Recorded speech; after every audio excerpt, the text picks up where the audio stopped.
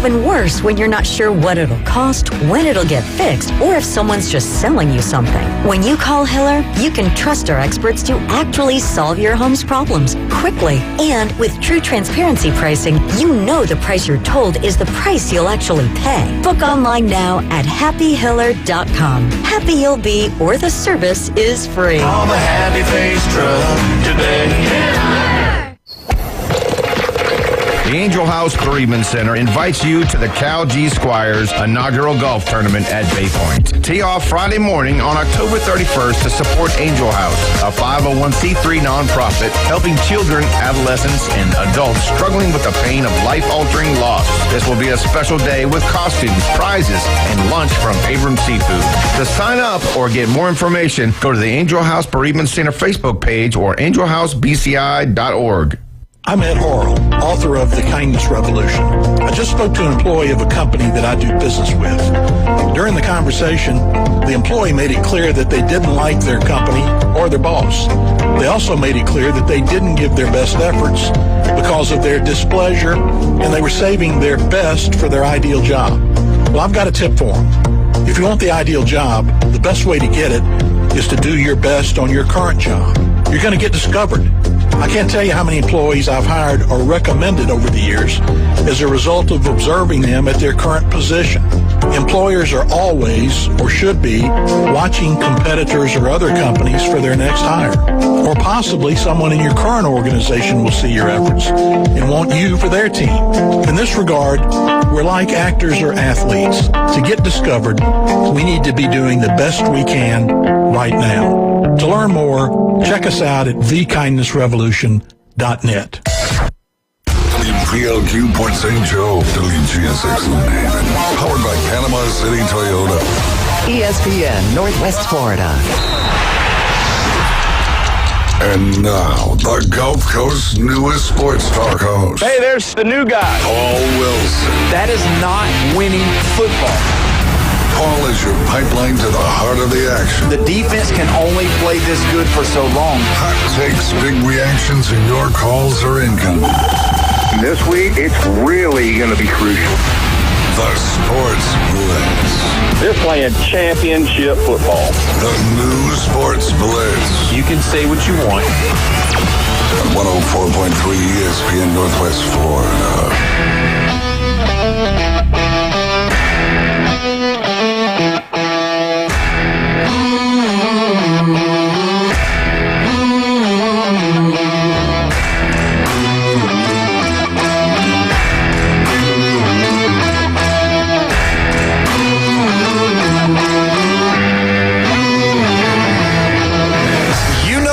It is. It's 4 o'clock on a Thursday. You're listening to the Sports Blitz with Paul Wilson here at 104.3 ESPN Radio. So, also, don't forget, you can call in, you can text in on the Red 70s phone line, 850-215-6290. Not always, but on this special Thursday, we have with us today in the house, Tennessee Brandon. Brandon, how you doing, my friend? Man, I'm doing great. Thanks for having me on this Thursday. Sorry your week was a little hectic here, but we're getting it all figured out. Oh, we figuring it out. And always, as always on Thursday, we do have the resident in the building, Lone Star Bowlhouse's owner, CEO, operator, runner, what else? Everything, all of the above. Everything. Yeah, everything. Stone Cold Brian Austin's in the building. How you doing, Brian? Doing good, man. Much better this week. That's right. You're exactly right. And always running the ones and the twos. We got the Bone Crusher crushing the ones and the twos. How you doing, Brian? Bone Crusher? Sorry. Hi. Good to see you, buddy. Man, I just don't know what I'm going to be able to do. I'm not sure how long you're staying today, but I just don't know how much of this orange that I can take in this CBC construction studio. It's killing me. I got the puke orange over here and the burnt orange over here, and I'm just trying to hold myself together. So either way, glad you guys are here. Not necessarily loving the attire that you're bringing, but either way, Brian, you're pumped up. You're excited. Looks like Texas is back. Yeah, I guess we can say that. For 1 week. Yeah. For 1 week. Yeah, hey, you know what? A big week over the Oklahoma Sooners, man. Nobody saw it coming. It actually was an upset to me. I believe everybody in the building, including yourself, had picked the Sooners of Oklahoma to win. Obviously, having Mateer coming back from injury and not looking good at all. No. I mean, that was really... didn't look good at all, honestly. No, they shouldn't have played him. Do you think he was, you don't think he's 100%, right? I mean, his hand was bleeding part of the time. I mean, they kept hitting him, and they were putting it on him, too. So they were making sure they hurt that hand as much as they could if they were going to play him. So they should have went with Hawkins, honestly. Yeah, I think so. I think if they had to do it all over again, they probably would have. It's tough when you got a backup quarterback coming in. No matter how good your team is, it just messes up the flow. I mean, Yeah, it does. Mateer gives them the best shot to win. I don't think their backup, they're extremely confident in them. No. Or they would have played them. It's a long season, and I don't think this loss to Texas from Oklahoma would have made or broke their season. However, if Mateer gets hurt again, that will make or break their season. So hopefully the young man made it out unscathed. Obviously bleeding, still beat up. Yeah, and I mean, he's a tough kid. I mean, he plays the game real hard, but with 3 interceptions and 20 for 38, getting hit a lot, and it's easy to say that, when somebody's hurt in a specific area, that these teams target those areas. So I'm sure they were pretty rough on them. Yeah, I mean, we talked about it on last Thursday. The thing is that Texas hasn't put together an actual good game against a formidable opponent. Yeah. So realistically, this was their first test to see if they've gotten any better over the year. I mean, because it's really looked bad for them. Everybody's on the, bash arch train right, at that point. And it was good as far as, a Texas fan to see them turn it around. But when you look at it, the road doesn't get easier, and it's got to be all but perfect to go on to be able to even be mentioned about possibly making it to the playoff. Yeah. I mean, they can. I mean, at Kentucky this week, Mississippi State. Vandy's going to be a tough one, but we do get them at home. And then they should be 7-2 going into Athens. Yeah, and that's going to be the kicker. I mean, Jeff is actually in Lexington this weekend. He's going to be watching the Longhorns play the Wildcats. And you know what? When I think about that game is one of those games that, me being lived in Kentucky for a little while, went to a bunch of the games. It's not the hardest place to play, but for whatever reason, Kentucky does play good at home when they feel like they've got an opportunity to win. And I think they believe that, vulnerability of Texas, because you don't really know what Texas team you're going to get. You don't. That's the biggest part about this game. So, yeah. Kentucky doesn't look very good, but, they're always – Kentucky's always got that one game a year that they do look good. Last year was Ole Miss. Year before that, it was Florida. They usually have an upset a year where they're not supposed to win a game, and it's usually one of those home games. Yeah, and we looked at it, Brian. When you look at what we were talking about, the number one thing was, could Texas find the run game? We did. And that's what happened. We did. If you want to talk about, yes, the turnovers matter. Obviously, if you have 3 turnovers and you're not able to stop teams, they didn't give up but 23 points. Oklahoma's defense is still good.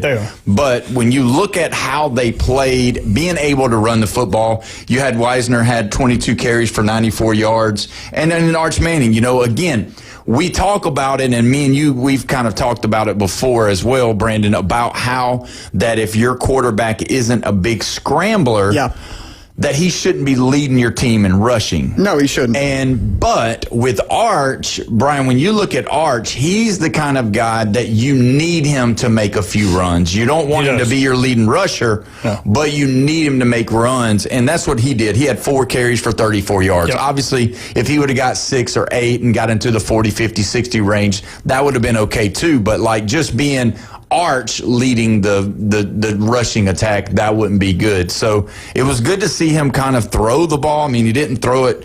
He was 21 for 27. That was, that's about where you want him. You don't want to get him into the 30s because that means that they're behind, and that means the run game's not happening. And we had no running game. Yeah, $166. He wasn't slinging it. He averaged about 6 yards a throw. I don't know if their downfield. Your receiver last year, Golden. Yeah. I don't know if Texas doesn't have a downfield threat. If you don't have any, obviously you have athletes. This is Division I football, but that breakaway speed, I'm not sure if it's Arch or if maybe it's the skill players, but something this year looks a little different than some of the past years with your explosive plays.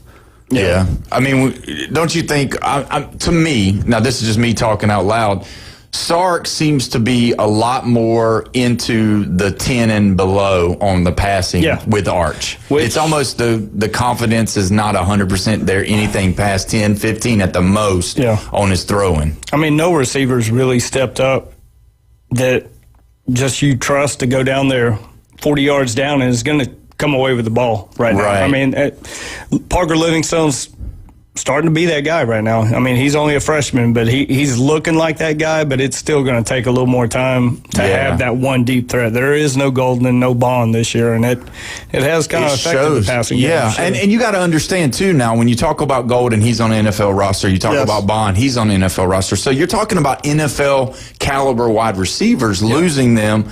And, you know, we live in an NIL era now that it's not the same anymore. That's why you're seeing the vulnerability with Alabama. You're seeing the vulnerability with Georgia, that when somebody does come out, Oklahoma with the quarterback, when somebody does come out, you're not packing that roster with 5 stars and stars that are going to be NFL names later, because the spread out, the parity of the NIL has caused that, whereas these teams like Texas Tech can come in and throw a $500,000 at a kid that Texas may be only offering $200,000 or, $100,000. Obviously they're going to go there, and that's where it's starting to, you're starting to see it, because Ohio State, they're still winning. Oregon until last weekend was winning, and all these other guys, that's why you're seeing an Indiana that's undefeated. You're seeing a UNLV that's undefeated, a Texas Tech.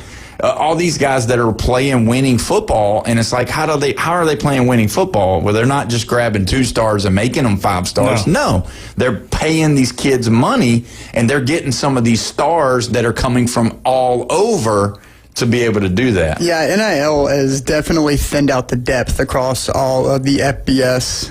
Whereas you said if one guy were to come out, typically you got a 5-star waiting behind that's ready to go in.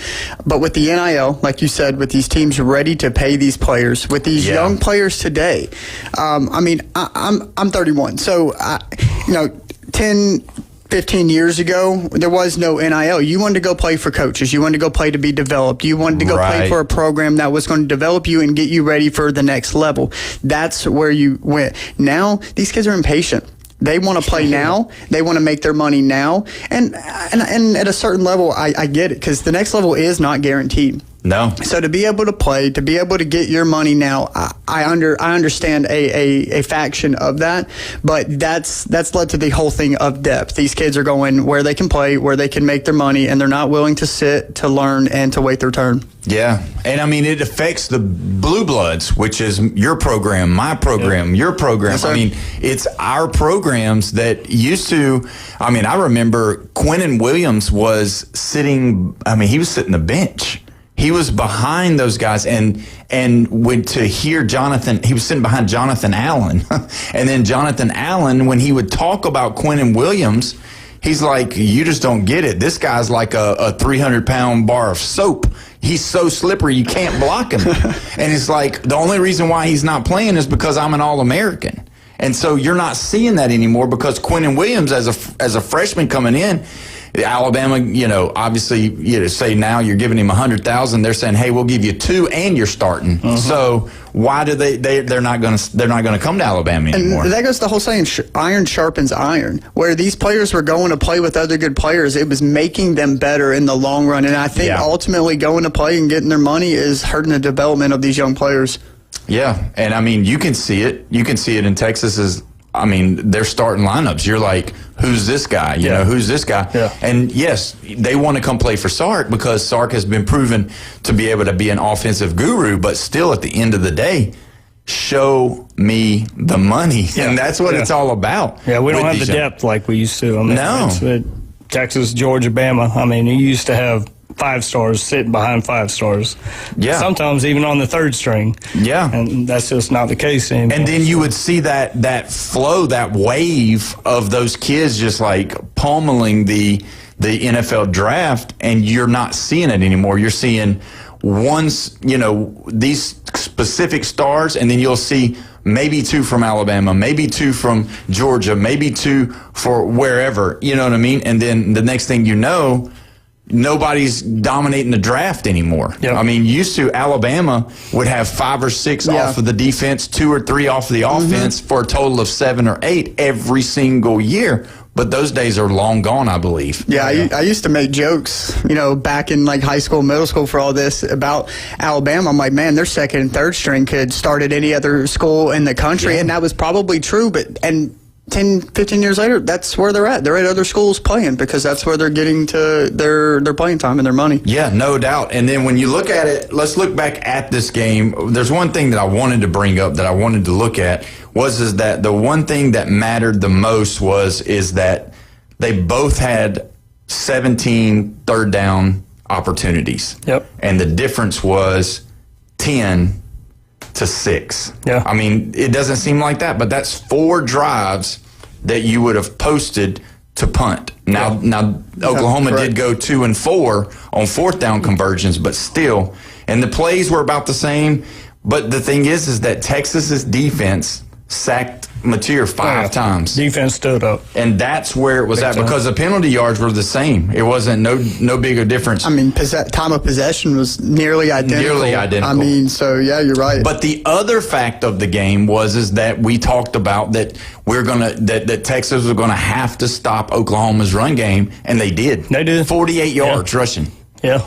I mean, not effective at all. Not effective at all. If you don't get 100 yards, try to beat him, and obviously he couldn't. Yeah. And so, is that, that's where you have to ask yourself, is that the path going forward to beat Oklahoma, or was he really hurt? Now, if they come out next week and he throws for 400 yards and 4 touchdowns, then we'll have to say that injury was a part of the problem.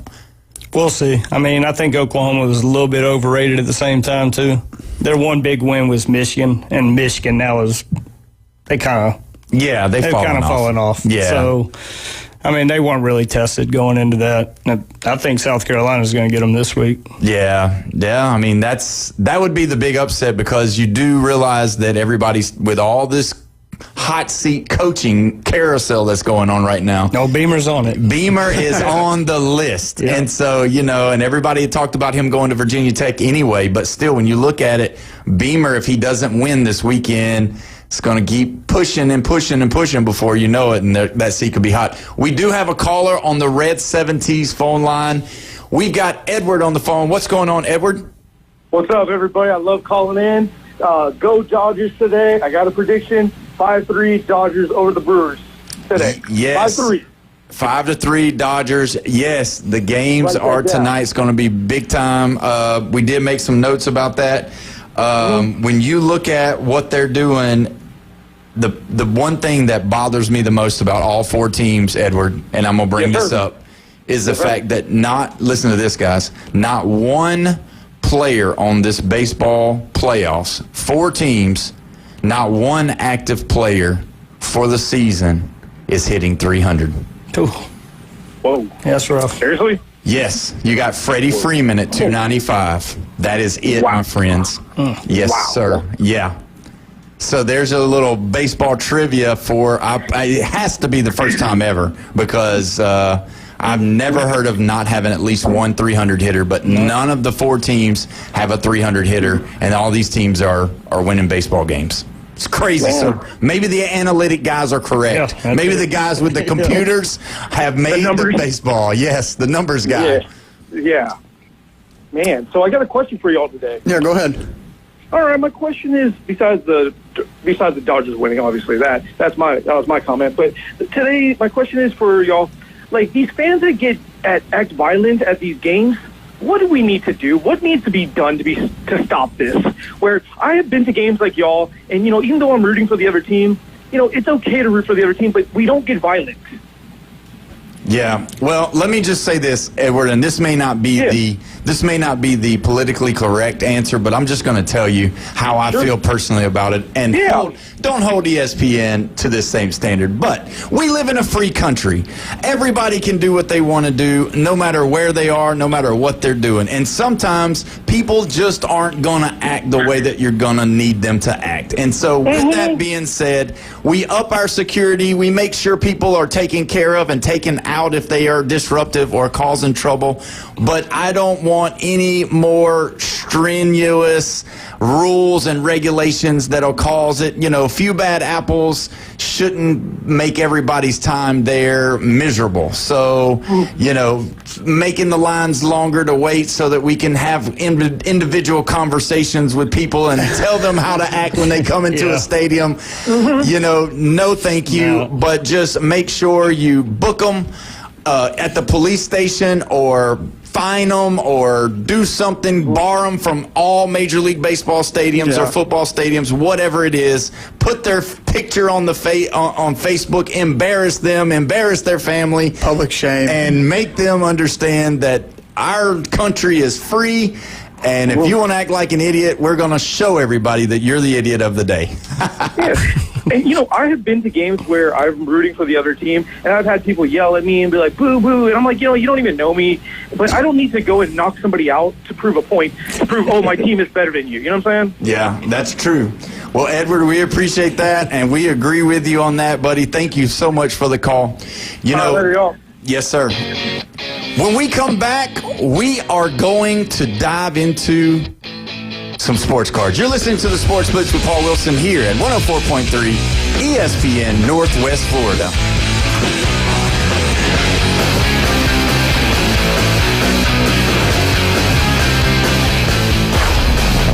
Get in the game. Call or text us now on the Red 7T studio line. 850-215-6290. 104.3 ESPN Northwest Florida. The Coach James Hale Show. Go Dogs! Go Dogs! Take the over on alcohol consumption. They drank out the Nashville last time they were there. They're started right now. Go Dogs! Go Dogs! Weekday morning 7 to 9. At 104.3 ESPN Northwest Florida. This is Joanna with ESPN Northwest Florida. Here is your weather forecast on this Thursday afternoon. The rest of the day, sunshine and 83 with a gentle breeze out of the southwest around 9 miles per hour. For tonight, clear skies with a light breeze and a low near 67. Tomorrow, a wind out of the east-southeast 5 to 10 miles per hour, sunny and a high around 83. For Saturday, sunshine and a high of 82. This weather forecast is sponsored by Mid-South Lumber, the best little lumber yard in Panama City. Thank you for tuning into ESPN Northwest Florida. Rely on it. We're proud to bring you the most popular cars in the world, like the stylish Camry and the sporty Corolla. Get award-winning style and 1.99% APR on a new Camry, named the best new model by Kelley Blue Book. Plus, you get 90 days until you make your first payment. Curb appeal comes standard on the new Corolla. Designed to wow from the inside out. Get 3.49% APR plus 90 days until your first payment. Panama City Toyota, your Camry and Corolla headquarters. Offers end November 3rd. Visit PanamaCityToyota.com for details. Are you looking to invest in rare coins and precious metals? Well, look no further. Coin and Bullion Reserves is Bay County's trusted source for rare coins and precious metals. Located in the heart of Panama City, our showroom is stocked with a vast selection of gold and silver bullion, rare coins, and currency.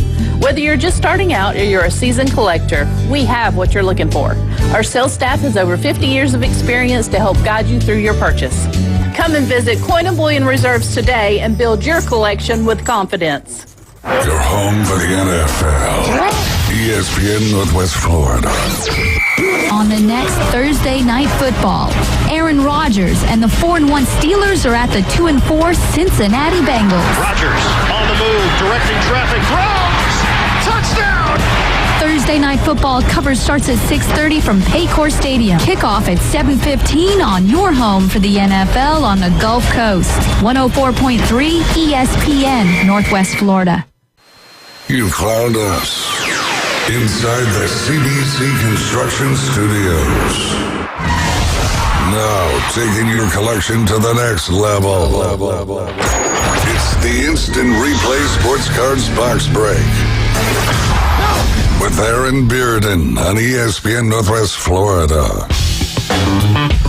Welcome back. You're listening to the Sports Blitz with Paul Wilson here at 104.3 ESPN Northwest Florida. Don't forget you can call in. You can text in on the Red 7T's phone line, 850-215-6290. We ran a little bit late on the last segment. Brian, we're here with Brian from Lone Star Bowl House. Brian, what you got going on this weekend? Tell the listeners real quick what you got going on for the football games on Saturday and Sunday. Another big college football Saturday. We're going to open up at 9 o'clock in the morning, as we always do for college game day. Brisket breakfast burritos, tacos, Bloody Marys, a lot of other shots.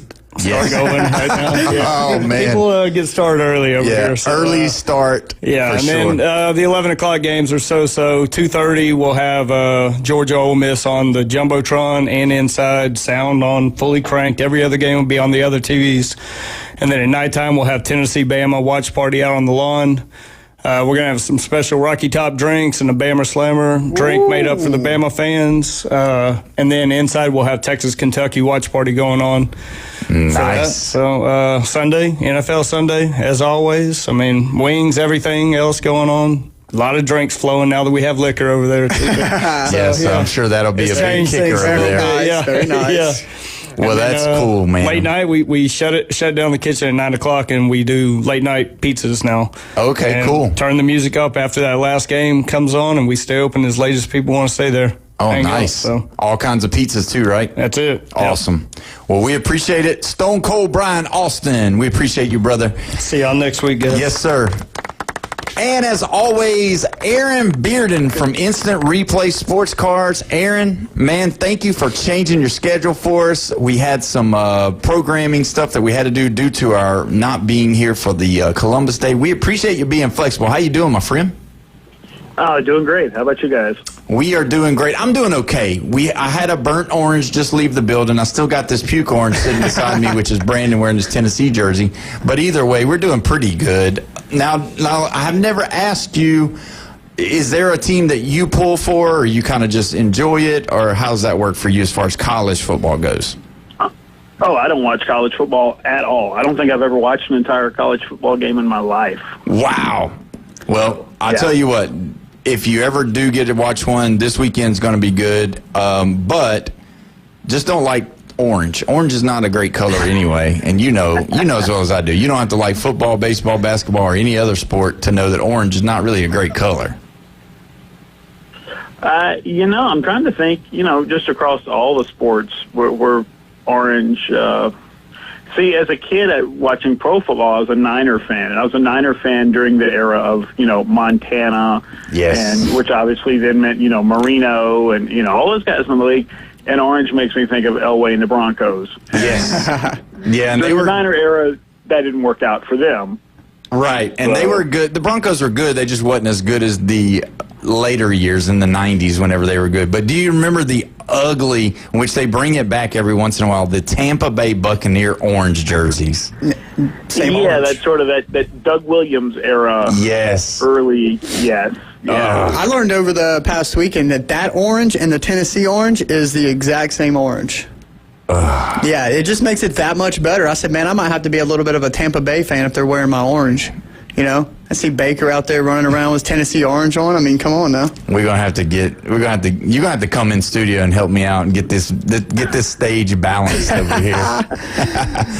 So, Aaron, you were was it that you were in Tampa last week, or was that the week before? I can't remember. I honestly don't either. I came back. I was sick for a week, so it all just sort of blurs together. It feels like about a week or so ago. Yeah, well, that's what I thought. I'm glad you're back and not sick anymore, right? Yeah, we're getting back to normal today. Well, that's good.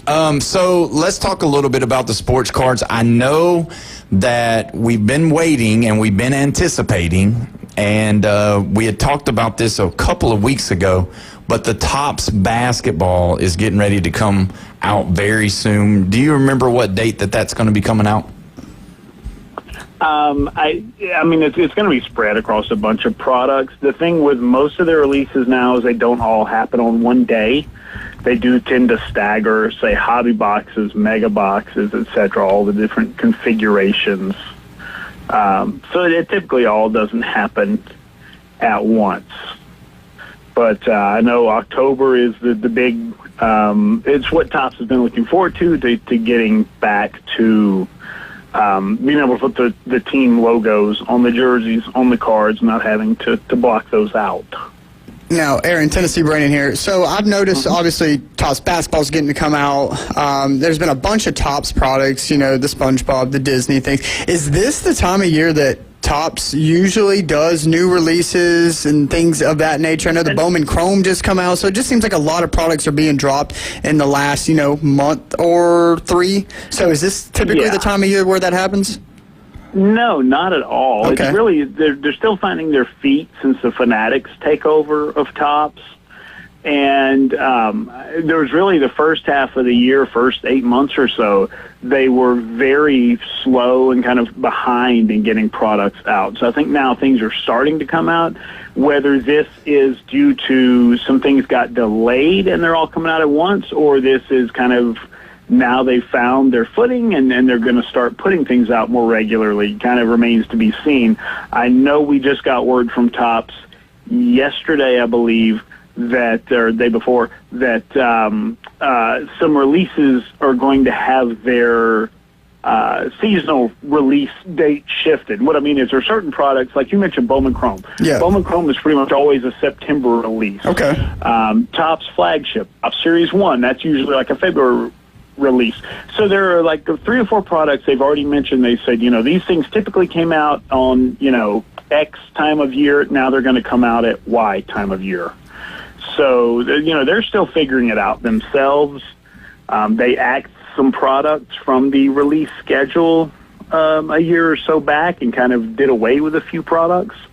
So they're still figuring it out. And like I say, we'll find out if this just is a kind of the floodgates opening on some products that should have been out already, or if this is going to be kind of the new release schedule for them. Well, that's cool. I guess, with Fanatics taking over the whole thing, I think things can get, with the new, I guess, I wouldn't say new branding, but new ownership and things can get a little different. Now, do you think with the Fanatics new exclusive deals that's helping or hurting, like, the trading card values, or affecting it not at all?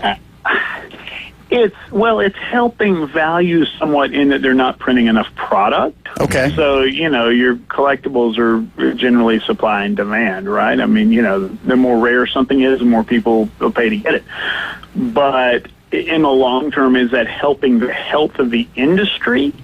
That remains to be seen. I think there's a really valid question there in that, you can print something in a very limited run, and it makes it valuable for the few people who have it, but also you kind of create a barrier for new people getting into the hobby if they can't find the product or they can't afford the product. So I think there's a kind of a delicate little balance they've got to find there. We don't want it to go back to the 90s where, nothing has any real value. Exactly, overprinted. But yeah, I mean, you also don't want it where basic, Topps is $10 or $15 a pack, and nobody can afford to even see the flagship Topps set each year. Yeah, it seems like some of these products, and obviously, different lines, different products, different supplies, different demands, but, you can see a blaster, as low as maybe, $29, $25, but then you can see a blaster as high as, when the Disney Chrome blasters first came out, they were almost $69, $60. Yeah. So it's like, their products, even for the same theoretical box along different lines or brands are different values, and it seems like like the Disney and Chrome and the SpongeBob and stuff, the ones that children may get into, is that they're way expensive versus some of the other products. Yeah, and a good example like Topps Chrome Baseball, which is supposed to be a premium product, and if that's $10 a pack, I think collectors kind of expect something along those lines, and that's in the ballpark of where it was, $10 to $15 a pack maybe. But like Topps Chrome Star Wars came out maybe a couple of months ago, and on release day it was like $35 a pack. Wow. So I think that's just an indication of they're not printing enough. I think Topps wants to normalize things like chrome. We've talked about that before, where a red refractor is numbered to this, a gold is numbered to this across all chrome brands. You get some of the same inserts across all chrome, whether it's sports or Disney or whatever. But also, let's try normalizing the price, where we sort of expect that, there's going to be hot rookies and things that make it fluctuate. But say chrome baseball, basketball, Star Wars, whatever, should sell where it's all like $10 to $15 a pack, maybe. No, I agree with that. But, I wanted to ask you about that because I've the past few months getting kind of back into it, that's something I have noticed is just the variations of all the prices and the price points and the different boxes, and even being the same box with a different, logo or label on it, could be, astronomically different. So thank you for answering that. Yeah, and it confuses a lot of people. We've had people before in the shop or online or whatever that are like, well, that box right there, you've got, for $175, that's $29 at Walmart. It's like, no, it's not. It is similar in design to that one, but you read the print on the box. This is a whole different set. This is something maybe hobby exclusive or whatever. You're getting completely different cards in this than what you're getting in that other product. And some of that I think we can lay at the foot of the card companies for not wanting to use different packaging. Yeah, differentiating the packages where it's clear to the average consumer rather than the hobbyist that, knows to read the box, knows to read their odds, knows what inserts, what rookies, et cetera, are going to be in box. Sometimes your average consumer, they're not reading the labels as such. Yeah, you're right. Sure, absolutely. And, that's nothing to say of like what the individual cards themselves present as a challenge to people of trying to figure out, hey, is this the $3 cheap green version of this card, or is this the $200 rare green version of this card? There's plenty of that to go around as well. Yeah, I think that's where you guys come into play so heavy right now because, there's a lot of people online that are doing, the short views so that they can get the clicks, and they're becoming, internet stars or influencers, as people call them, or whatever.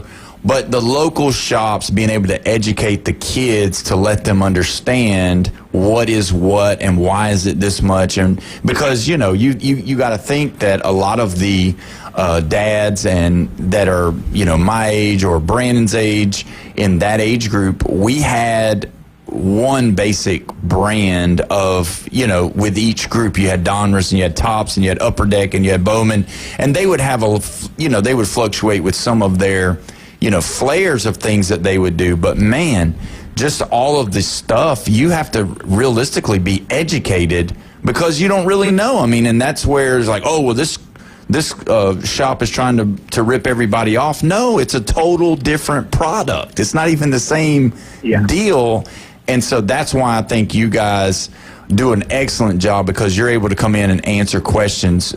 Do you see a lot of questions being asked about why they're this much and that much when they come into your shop? Oh, yeah. Yeah. It's almost daily with people either getting into it, getting back into it, or even people that have been, collecting for the last year, a couple of years or whatever, never stopped collecting. They're still sometimes seeing products and going, wait a second, what, they've sort of hidden on the box that this is a, hobby exclusive product or something like that, or even on the individual cards where you're having to show, oh, here's this little tiny thing you missed that turns this from a $2 card to a $200 card. And unfortunately they change it from year to year, set to set. So the things you're looking for in 2024 Bowman Chrome, maybe, they could not even be the thing that denotes the value in 2025 Bowman Chrome. It may be something completely different this year. So there's not as much consistency as there ought to be, I think. I think it's a little bit misleading sometimes. And, look, we kind of want to know, everybody that opens a pack of cards, you want to know if you got something or not. And I don't know where making that so difficult to find is helping anyone out or making anyone enjoy collecting it. It's making it a little more anxiety-inducing, I think, for a lot of people who are worried about, man, did I just give away some really rare card because I didn't know? So Yeah, it's something that the tops and all, they want shops to do for them. I think a lot of consumers would like to, have the companies meet them halfway, and a lot of people don't live in an area with a hobby shop. Or if they do have a local card shop, it's not one that actually is authorized by any of the manufacturers. I mean, we're an authorized partner with everybody: Topps, Panini, Upper Deck, Leaf, everybody. And that's because we've been doing this for, over 35 years. We've built up a reputation in this business. But a lot of people live in areas that don't have that, and they're at the mercy of, like you say, whatever influencer they see online telling them. And a lot of those people don't know either. They're getting their information from someone else on the internet. So let me ask you this real quick. Yeah, I'm with you on that, and that's where you guys come into play, and we appreciate it because, like, even me, whenever we first started over a month and a half ago with the new show and everything, I would ask you those questions, and I'm like, I know he's probably beating his head against the wall, going, "Oh my gosh, dude, you come from 1990, and nothing that you're saying is even relevant anymore." But yeah, we need to know, so because I didn't know what blasters and hobby and all the different stuff was. Yeah, before the last 2 or 3 months, I didn't know the different levels of boxes and the additions, and then they're literally like lottery tickets. They tell you the odds that are in the box. It's basically kind of what it is in essence, Yeah. It is wild. I didn't really know all that whole difference either. Yeah. Hey, I do have another question, and this is going to kind of be a weird one. With the price of gold going crazy and silver going crazy right now, I know that there's some tops or cards that have some type of gold and silver in it. Is that going to affect the price of those cards as well? Yeah, it's a good question. It may. I think part of what you're talking about is like Panini Gold Standard. I know Panini has done a couple of things where there were case hits that had a little bit of silver or maybe gold in the card. Yeah. So that I haven't really looked specifically on those cards to notice any kind of a change in price. My concern with that is, and I think that's a cool idea, but are people out there searching through those products with metal detectors to pull those cards out? That's what worries me about that I think maybe that should be a redemption idea rather than something, people could tamper with. And, the consumer could be out there buying a product that they have no chance of getting that card in there, but they're still paying that price for it. Yeah, talking about weighing packs and boxes, if it had any gold in it, that box is going to weigh. You're going to know it's in there, right? Yeah, unless they're all like lead-lined boxes or something, That's right. Yeah. Oh, yeah. That is cool, though. So you're telling people do not show up at the shop with a magnet trying to hover over your cards to see which one. We absolutely, we don't allow any of that sort of searching or tampering with packs. I tell everybody when they come in, if they start to mention something like that, here, let me fill those packs, whatever. I say, the reason that pack potentially has that big autograph or whatever in there for you is because I didn't let the last person in here before you do that. Yeah. Well, we live at the beach now, and so everybody's got the metal detector, so don't be surprised if Grandpa comes in there and starts hovering his metal detector over the cage. They'll ask. We have literally had people ask if it was okay for them to bring like postal scales in and weigh packs. I'm like, are you out of your mind? No, that's not going to happen. That's crazy. If you're that, if you have that sort of sense of entitlement, you're like, I need to buy one pack and be guaranteed to get the autograph or whatever, then you need to just buy the sealed box. That's right.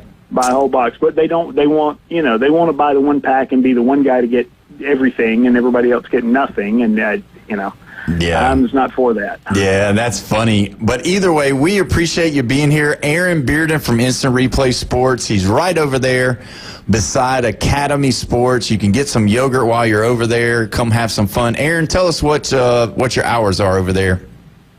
Yeah, we're 11 to 8, Monday through Friday, 10 to 8 on Saturday, 12 to 6 on Sunday. Hey, come out this Saturday at 1 o'clock. From 1 to 3, we got the stars of XIW Wrestling in the shop. We got the tag team champs. We got some belt holders. It's going to be a lot of fun. Come out and meet and greet with the XIW wrestlers. And then that night, Saturday, 5 o'clock, the XIW Wrestling goes down at Bayhaven, and we will be there set up with a bunch of cards and stuff to sell as well. Awesome. So, that sounds like a fun time. Weekend. Let them get you in that ring, Aaron, and pick you up and put you in one of them suplexes or one of those power bombs. You know, I had one of them hit me in the back with a chair just to see what it was all about. Yeah. Yeah, so I'm like, hey, we're going to be there and sponsor it and all that. I want a little piece of the action. There you go. That's what I'm talking about. Aaron Bearden with Instant Replay Sports. We appreciate it, brother. Have a good weekend, and we'll see you next week. When we come back, we are going to have Arnold's football coach, Coach Jason Griffin, on the phone. We appreciate it, and we're excited about it. You're listening to the Sports Blitz with Paul Wilson at 104.3 ESPN Northwest Florida.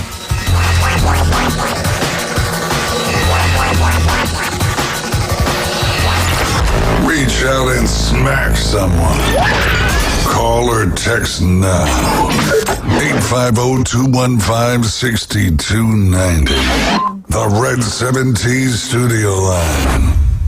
Have you ever wanted to reach out and smack someone? You can't fix stupid, but you can divorce it. The new Sports Blitz. Rants, hot takes, and huge reactions are incoming. And on behalf of 70% of the Alabama fan base, feel the burn. We want a damn divorce. The Red 17 studio line. You cannot give LSU extra opportunities. 850-215-6290. ESPN Northwest Florida. He has not turned the ball over. Get it again.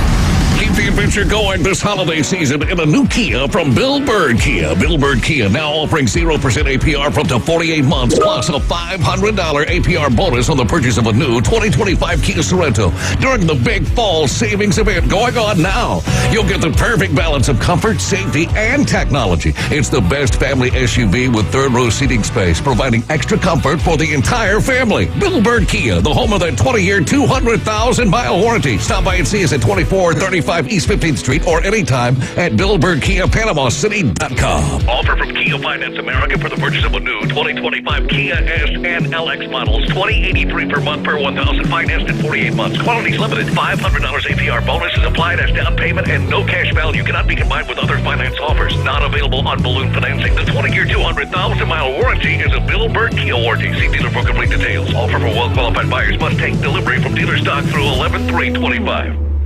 The Rich Eisen Show. Coach Bryce, you're back on the program. Why are we calling it permission to party? Certain times you get a permission to party, and it's always when the person that doesn't drink says, I don't know, do you want to do a specialty cocktail tonight? And you're like, I just got permission to party. That energy is the reason I party. And the reason I'll never stop partying. We turned on the hot tub last night, and Leanne goes, should we open a bottle of rosé? Immediately I go, oh, we're getting lit tonight. Like, that energy is what I'm looking forward to. Rich Eisen weekdays starting at 11, now on ESPN Northwest Florida. Now, we're live and local inside the CBC Construction Studios. The phone lines are open, the opinions are flowing, and the arguments are just getting started. You cannot give LSU extra opportunities. With just one loss, they can sneak in there. They're playing championship football. The Sports Blitz with Paul Wilson is back, and we're putting you in the game. He has not turned the ball over.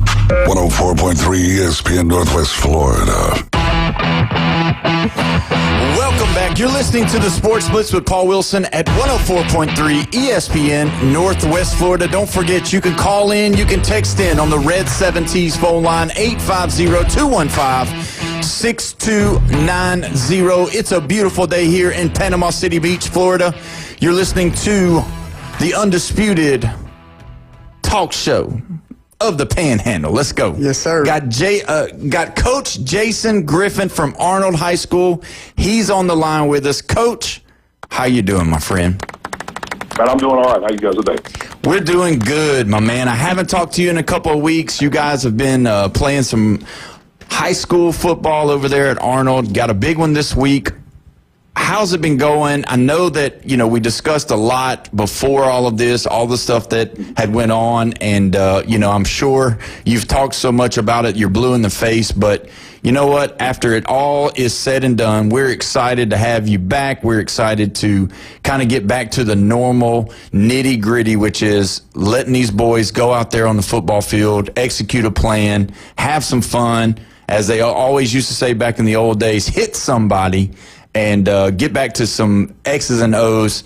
How's it been going? How have you acclimated getting back into it over there at Arnold? Well, it's great to kind of put that situation kind of behind us and get back to doing what we're supposed to be doing. And it was frustrating and tough on everyone, and tough on my players, tough on my family. But where we're at right now is just trying to get back to it. We feel like 4 weeks of that, of being kind of in a weird situation, and kind of put us behind the 8 ball a little bit. But we're bouncing back. And this past week was probably one of the tougher losses that I've had in my career. Believe it or not, as random as that may have been, it felt like just had a tough one. One of those nights where nothing went our way. Kind of one of those situations where felt like we were snake bit all night, and But we got a big one coming up tomorrow night. We got a very good Mosley football team coming in there. Tommy Joe does a great job over there at Mosley with his football program, and it's another opportunity for our guys to get out there and play against a fantastic competition and give themselves an opportunity to kind of play our way back in if we can. Yeah, I've noticed, and being able to come watch you guys, I wasn't able to watch last week's game. Obviously, last week's Sports Blitz Player of the Week was Darren Elder. Just an outstanding young man. I got to go over to Arnold and talk with him and meet him, and he was just very gracious and a very good kid.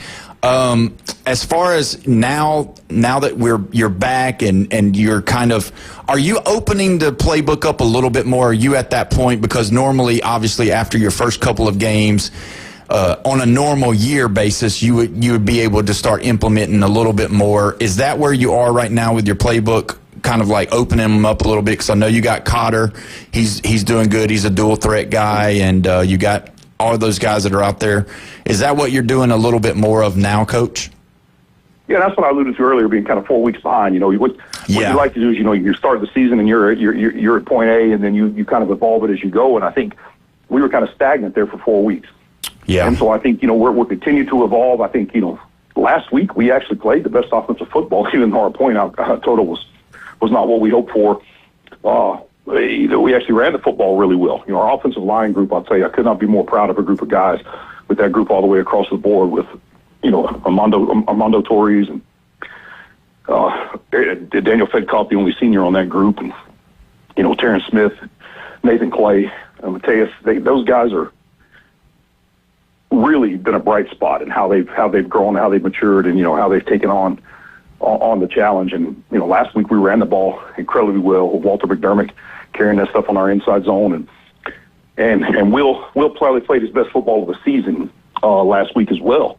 But I still think our offense is not where it could be, and hopefully we're continuing to evolve that, and we're continuing to add, we're continuing to adjust, and trying to figure out what we're doing really well, kind of getting rid of what we're not doing really well. And as that evolution continues, we're hoping to continue to play better and better, and hopefully that in the next couple of weeks we'll be playing our best football.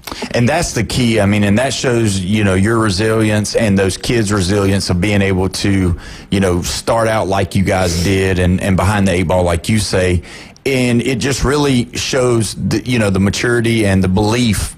Because it would be easy to tuck your tail and just, fold this season up, tell the seniors you love them, tell them you're sorry. But I don't think that's the mindset going forward, is it, Coach? No, and I hate what they were put through. It frustrates me. That's something that makes me very angry. What was done to my players and my own children. I'm not as concerned for myself as I am for them, and that really bothers me. But we're not. We talk about adversity as coaches, and we try to tell these guys that's what football teaches them. And we talk about these things and we teach these things. Well, this was a situation where the adversity was mine.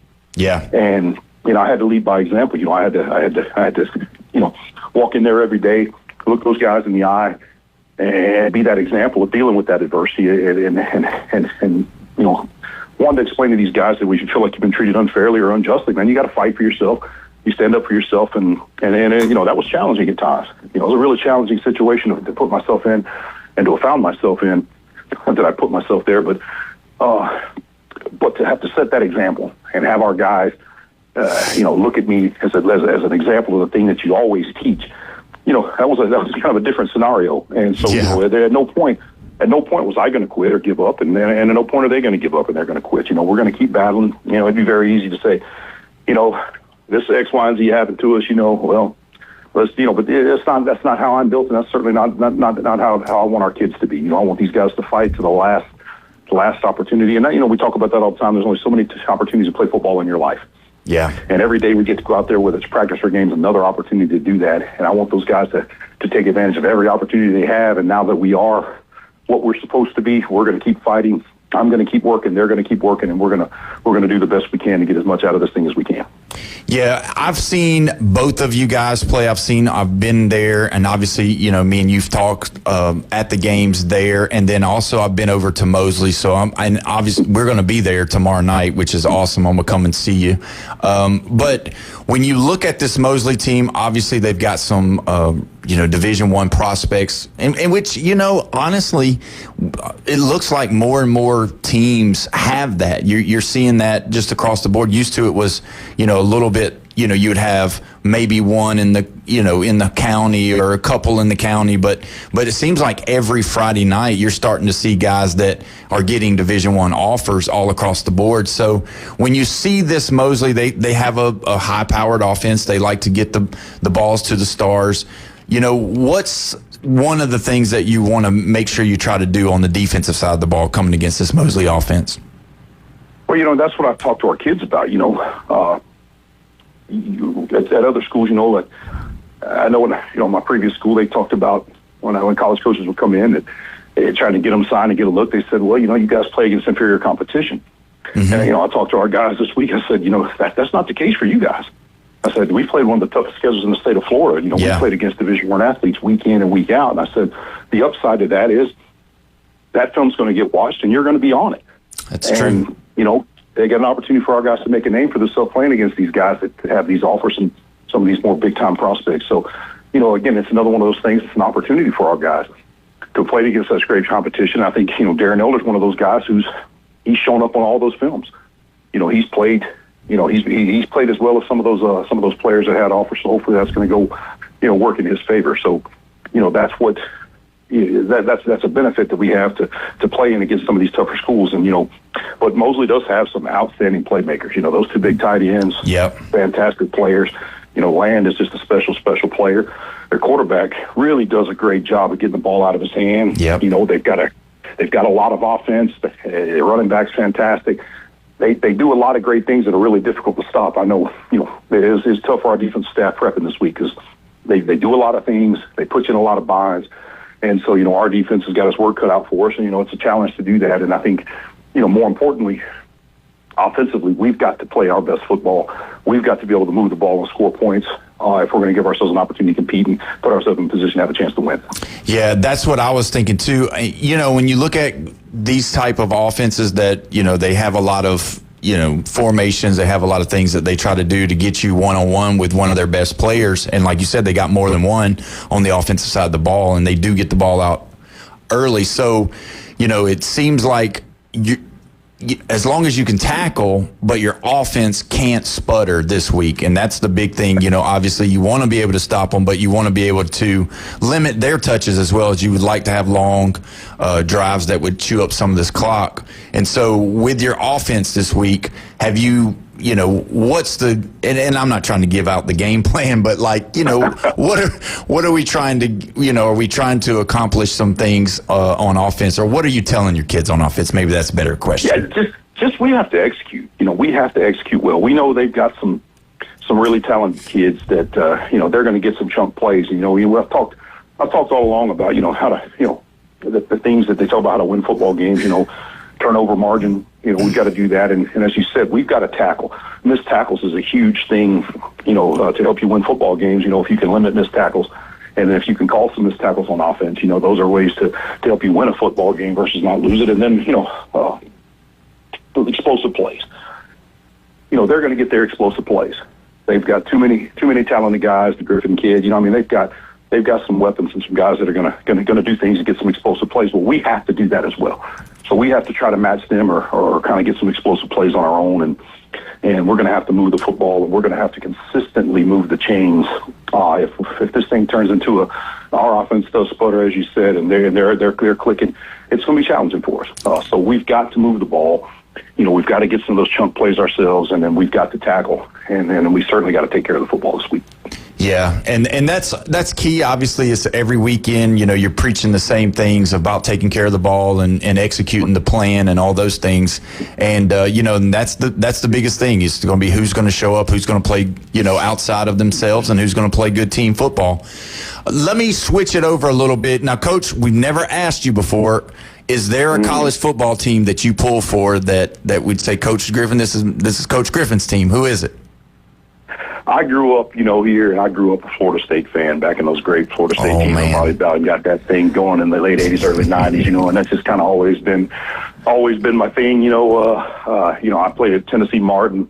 Nobody knows who that is for the most part, but I keep an eye on I know where Tennessee Martin is. Don't worry about it. There we go. Funny story. Their longtime head coach has been there a while now, Jason Simpson. His son is actually the quarterback at Alabama.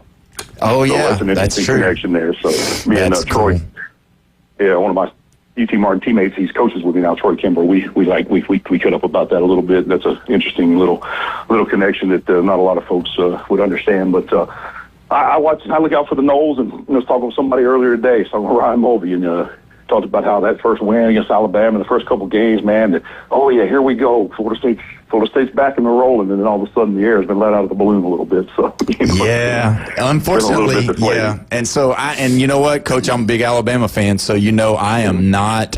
I'm not crying any tears about the Florida State demise right now either. So because the way they smacked my Tide. So, but we appreciate you calling, Coach, in, and we will see you tomorrow night. Good luck tomorrow night. We got to take our break, and when we come back, we're going to talk to Coach Tommy Joe Whidden of the Mosley football team. So we're switching up a little bit, and we're going to be talking some Tennessee, Alabama. You're listening to the Sports Blitz at 104.3 ESPN Northwest Florida.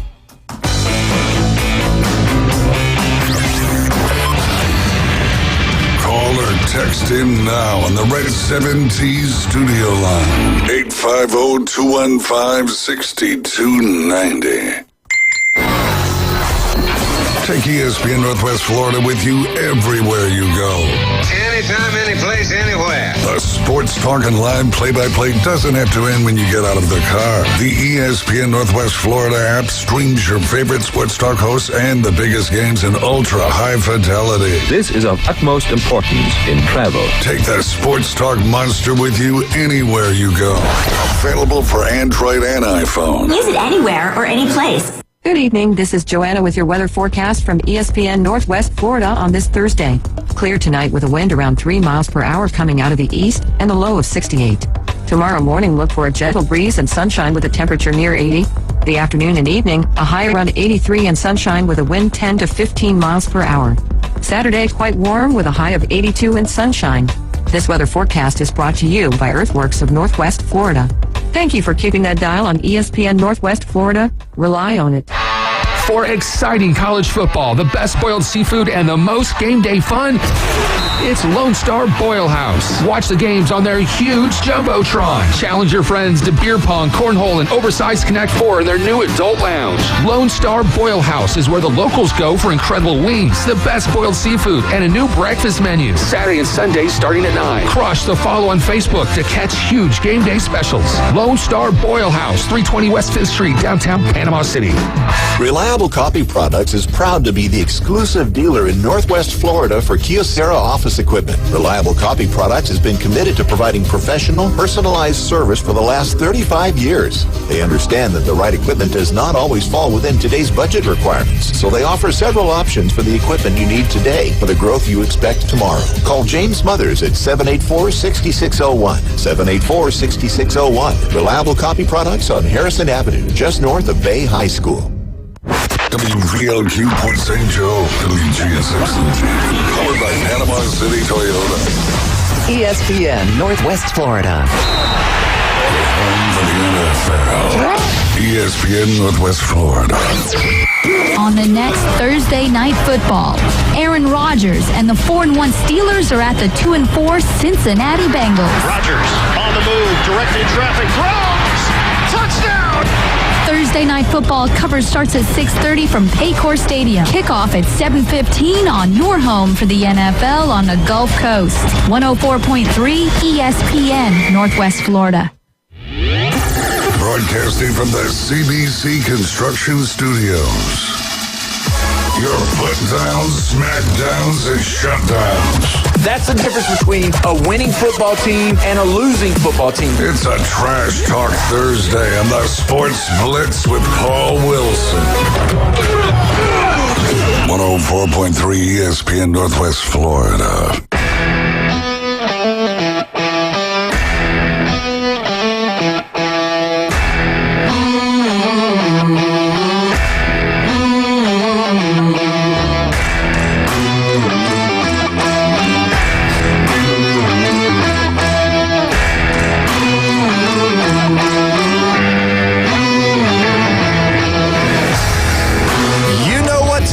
It's 5 o'clock. We made it through Thursday. We got one more day, baby, until the weekend, and we got a great one coming up. So glad you joined us here at 104.3 ESPN Northwest Florida. Don't forget, you can call in, you can text in on the Red 70s phone line, 850-215-6290. Don't forget, the game will start tonight after the show. Steelers and Bengals, Thursday Night Football, right here on 104.3 ESPN Northwest Florida. Man, we're excited as always on Thursday. The coach of the Mosley Dolphins, Coach Tommy Joe Witten, is joining us via the phone. How you doing, Coach? I'm doing great. Oh, man, I was expecting a little bit more than that, Coach, because you beat your childhood team, your hometown team last week. It took overtime to do it. Man, run us through that a little bit, because we were unable to get over there, but man, I heard it was a barn burner over there in Niceville. Yeah, no, it was definitely, if you're a casual fan, it was definitely an entertaining game. A lot went on in that ball game. We had a horrendous start to the game. We started with a pick six. Next series, we had a bad snap that led to a fumble. They got out to an early lead on us. Then we ended up having a great second quarter, scoring 23 unanswered, took a 2-score lead at half. They played hard. They fought back, got in the ball game, and the game ended up being tied and went to overtime, and our guys found a way to win in overtime. And again, just proud of our team, proud of the way we played, just our grit, our determination. Our guys, had that feeling that we weren't going to walk out of there with a loss. And again, just a testament to our kids, our coaches, and our program, just the mental toughness that we had to go to a place that a lot of teams haven't won and get a win in that fashion was really good for us. And it always, and me, I'm an Alabama fan, we always talk about it. Those years that are special, you always are going to have that one game that you can kind of go back to in the middle of the year or somewhere in the year. And for you guys, it possibly could be this game right here, because our game was against Tennessee. Just so happens. And Mount Cody blocked the field goal to beat Lane Kiffin and those dirty Tennessee Volunteers. We got Tennessee Brandon in here with us today, is why I'm still doing that. And plus, don't forget, it's Tennessee Hate Week. But either way. Mount Cody took his helmet off. Didn't he take his helmet off? He took his freaking helmet off. That should have been a flag. Hold on, Coach. I will talk about it till the day I die. Coach, thanks, Coach. Hold on, Coach. Upon further review, there was 4 zeros on the clock, so the game was over. Goodness gracious! And the reason why I know that's true is because I watched it today. So I saw the 4 zeros before the helmet come off. So upon further review, the instant replay says that there was quadruple zeros on the scoreboard. Game was over. Oh man. Either way, well, Coach, playing against your buddy, you talked about him. Have you guys talked this week after that tough game, or did you talk a little bit over the weekend about how tough it was? And because that was a really tough game for both sides. Yeah, no, we talked the very next day, and obviously, again, we don't speak going into that game, but we talked the next day, just kind of recapping, the things that I thought they did well and gave us problems, and the same, and kind of traded notes, and obviously things that hopefully we can take with us to help both our teams improve moving forward. Obviously, I have a lot of respect for him and the way he does things and goes about things. So obviously, any input that he can give, I definitely value his opinion. Yeah, so let me ask you this about the game. So you started out with the adversity in the first quarter, and then we get it all the way to overtime, and so you score the first your first series of overtime. That's correct, right? I just want to make sure I'm doing it. Okay. So then, did you go for two, or did you kick the field goal there? Yeah, so we went for two. We got it when we scored the touchdown. We got a personal foul for face mask. So the extra point was half the distance to the goal. Okay. And heck, we'd already missed one extra point earlier in the game, and I felt we had confidence. We had the 1.5 that we could punch it in. Obviously, we did not, and thankfully the defense bailed us out and got the stop there on the next series. But that's kind of what led into the decision for going for two right there. Yeah, because I was looking at the box score, and I was like, and then obviously the ending of the score. So that's what happened. You had a personal foul there, so which that makes sense. And gosh, what did you run, Sammy, or what did you run that play that they stopped you on? Yeah, no, we ran a dive play in there to Sammy that honestly it was pretty much the same play that we had scored on from the 10-yard line, and they brought an extra guy off on the edge. We didn't block it up right. The left tackle should have fanned, and we didn't, and they got a free runner off the edge, and that little bit forced us a little bit wide. We weren't able. They stopped us right there, right at the goal line. So, obviously it's disappointing that we didn't get it, but again, like I said, the defense did a great job. Yeah, yeah, and that's what I want to go into now. Obviously, we talk heavy offense. I love it. I love how you guys, get the ball out and do the things that you do. So let me, tell us about the defense, because obviously they've been playing the whole game. It's been one of those up and down games. The offense had put the defense, the pressure on the defense with the turnovers and all of that. But what happened? Give us kind of the run through on that, on the stop that you got to be able to secure the game at the end. Yeah, no, defense, it was definitely a back-and-forth game. Obviously, we put ourselves in a hole to start, but the defense in that second quarter did a great job of forcing a fumble, giving us great field position. Fletch had a pick there in the second quarter that gave us good field position, and, they definitely got some key stops for us, throughout the game. But on that last possession there in overtime, Niceville tried to run a little sprint-out pass on first down, and Will Arboleta broke through and got a sack there for about a 10-12 loss. So then they were second and goal from about the, 20, somewhere in between the 20-25 line. So they had a ways to go. And like I said, a couple of incompletions later, we end up winning the ball game. So, but that first play of overtime for them was a critical down, and Will does a great job for us, putting pressure on the quarterback, and got a sack in a critical situation for us. So that is how it works, for some of the listeners that don't know, as far as overtime rules, you get the ball on the 10-yard line and you get four opportunities. Is that how it works?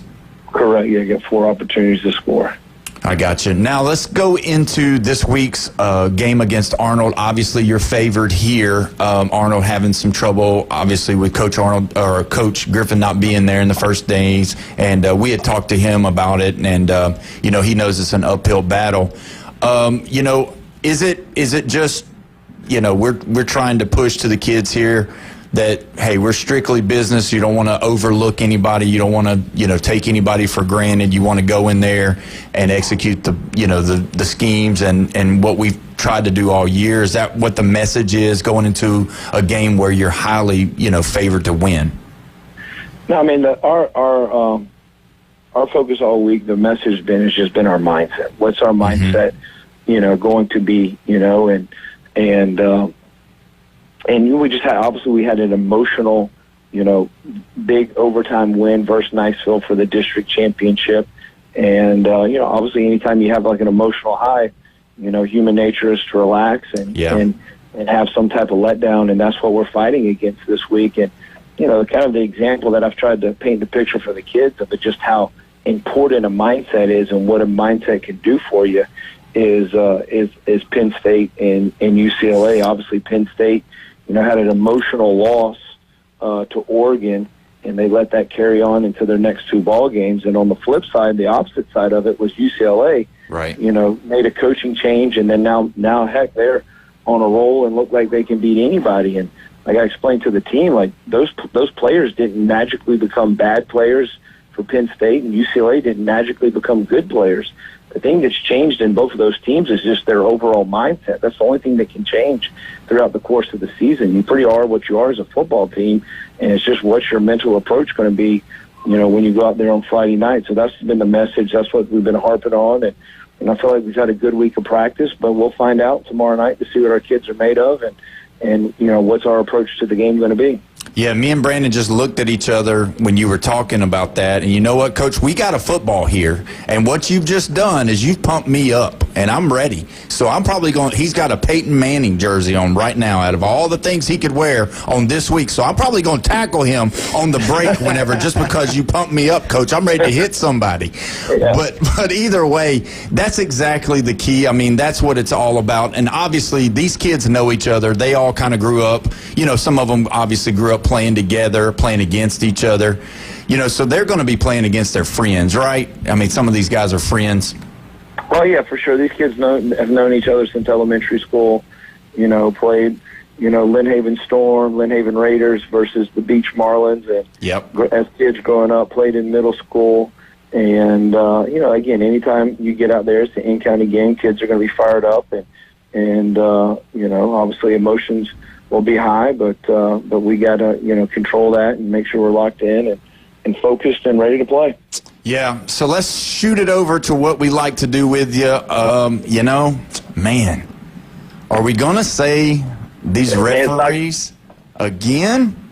It's not good. It's not good on the plains right now, man. It's not. No, the referees, I mean, again, it was there after the, the touchdown that, led to a fumble. I mean, it was wild there. The targeting, calls and all that stuff. It was tough, but as bad as it was, I mean, I think, as an Auburn fan, there was definitely opportunities there, to win the football game. And, it's frustrating when calls don't go your way, but heck, that's been going on since the beginning of time. And like I said, I felt like there was plenty of opportunities there in the second half for them to find a way to win that ball game.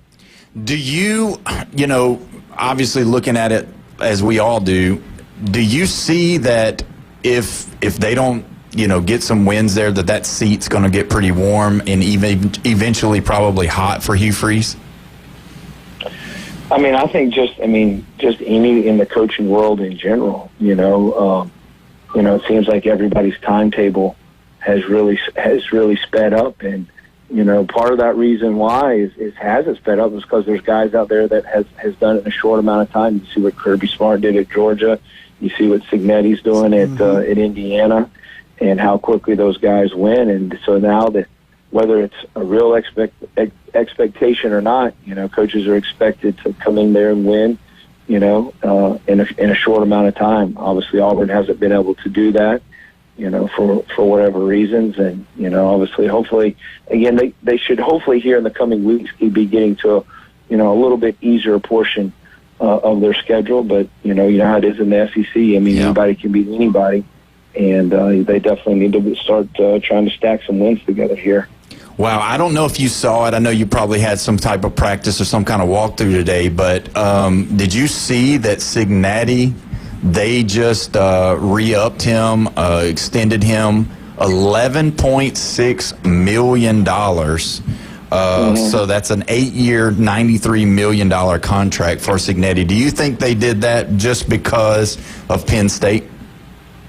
Oh, yeah, for sure. I mean, I think it does. I think it does a lot of things for them. I mean, yeah, it makes it where he's not going to go to Penn State, but it lets everybody else in the country know that they're for real about football and they're going to try to ride this wave, for as long as that they can. Obviously, they've got people excited about football in Indiana, and as they should be. Man, you can't say right now that Indiana's not one of the best teams in the country, and just their ability to to evaluate talent, get the right guys in there. You know, they're doing a great job, and man, they're good, but they're definitely fun to watch as well. Yeah, and that's what I talk about a lot whenever we start discussing like why this player works there or why this player doesn't work over here. And it's almost like you've just got, you know, it's not always you got to get the 5 stars. You've got to get people that you can plug into what you're trying to do and what you're trying to get accomplished with your schemes. And obviously you're way smarter than I am about that, but don't you agree, though, that that's really the key, is that getting the people that can actually, you know, implement what you're trying to do as a unit and really make things happen the way that you want them to happen as a coach? Yeah, I think another thing that's just really important in modern day football is just having guys in the building that football means everything to them. That they are committed to the program, that they want to win. You see it so many. Like, you're starting to see it.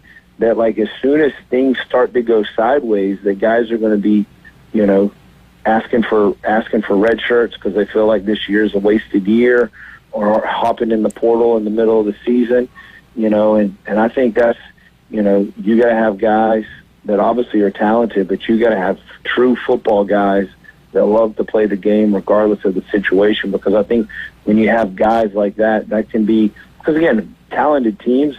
And everybody's going to have good players. Yeah. But if you can have, you know, if you've got guys that are just committed to the process, committed to being the best that they possibly can be, and when things get tough, you know, they're not scared. I think those type of guys can give you the edge. And I think when you look at Coach Cignetti, I mean, he definitely seems to coach that style, coach that way, and it bleeds over into their players. And those guys got a lot of confidence. And you know, doing a lot of things that most people probably thought that they couldn't do. Yeah, do you see Matt Rule being the guy for Penn State, obviously being an alumni, playing there, knowing the AD and all that? Do you think that's kind of the undercurrent of what's going to happen up there at Penn State? Yeah, I mean, I think you'd be shocked. You know, in the mornings, I like to listen to the podcast, Bussin' with the Boys. Will Compton's a Nebraska grad, and they've been giving him a hard time about that. But, I mean, to me, it makes a lot of sense. You know, I wouldn't think Penn State would have made the move that they made unless they already had something lined up with somebody else. Yeah. You know, because to me, you can't get rid of somebody that's had that much success and then, you know, blunder the hiring process after that. So, you know, I would imagine Penn State, whoever it is, has got their guy, you know, lined up. And I think, you know, Matt Rule, obviously with a relationship, being from there, you know, playing there, I think it makes a lot of sense from the outside looking in. Now, Matt Rule come on the Pat McAfee show today, and they did an interview, and he probably said 3 or 4 times he wasn't going anywhere. But I'm sure we've heard that in the coaching carousel before. Oh, yeah. You're committed to your team, you're there, and then next thing you know, you're out. So, but yeah, he did come on air today on podcast and said he wasn't going anywhere, that his wife likes to live in Nebraska. Yeah, so. I guess she likes corn. But either way, but we're going to have to take our break. Coach, we appreciate you coming on with us every Thursday like you have been for the last few weeks now. I'll be over there tomorrow night, so I'll be checking you guys out. Good luck to you and those Mosley Dolphins. Appreciate it, guys. Yes, sir. Coach Tommy Joe Whitten from the Mosley High School football program. When we come back, we're going to discuss Tennessee, Alabama. You don't want to miss it. You're listening to the Sports Blitz at 104.3 ESPN Northwest Florida.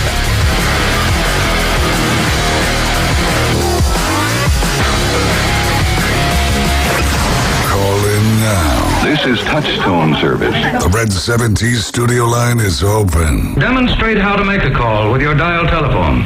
850-215-6290.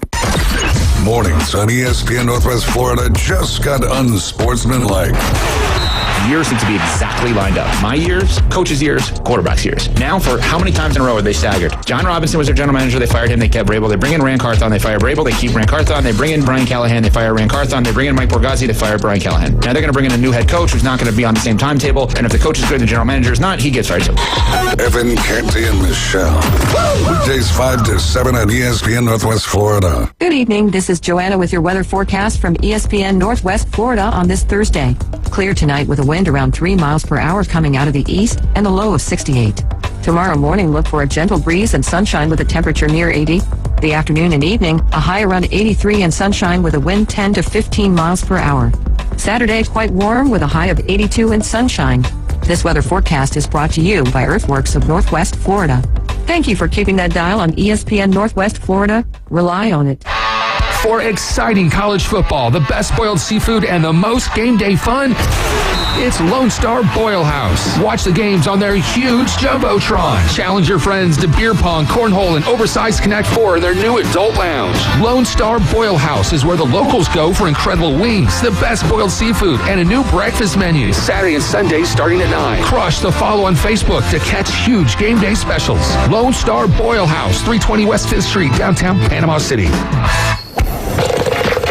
The Angel House Bereavement Center invites you to the Cal G Squires inaugural golf tournament at Bay Point. Tee off Friday morning on October 31st to support Angel House, a 501c3 nonprofit helping children, adolescents, and adults struggling with the pain of life-altering loss. This will be a special day with costumes, prizes, and lunch from Abram Seafood. To sign up or get more information, go to the Angel House Bereavement Center Facebook page or angelhousebci.org. The Rich Eisen Show. Kurt Price, you're back on the program. Why are we calling it permission to party? Certain times you get a permission to party, and it's always when the person that doesn't drink says, I don't know, do you want to do a specialty cocktail tonight? And you're like, I just got permission to party. That energy is the reason I party. And the reason I'll never stop partying. We turned on the hot tub last night, and Leanne goes, should we open a bottle of rosé? Immediately I go, we're getting lit tonight. Like, that energy is what I'm looking forward to. Rich Eisen weekdays starting at 11, now on ESPN Northwest Florida. Transmitting from the CBC Construction Studio. Climb into our TM and jump into the chat. The Sports Blitz with Paul Wilson is live on Facebook. Interact with Paul and other sports fanatics. Now, 104.3 ESPN Northwest Florida. Welcome back. You're listening to the Sports Blitz with Paul Wilson at 104.3 ESPN Northwest Florida. Don't forget, you can call in. You can text in on the Red 7T's phone line, 850-215-6290. We're having a great day here. We've had both high school coaches of Arnold and Mosley call into the show. They're going to be playing tomorrow night. We got Rutherford and Bozeman playing tonight over at Tommy Oliver, at Bozeman. And so that should be that's at Tommy Oliver. Then we got North Bay Haven and Cottondale at Bozeman. So there you go. Either way, I believe we've got Jeffrey in Lexington, Kentucky on the phone right now. Jeffrey, you on the phone with us, buddy?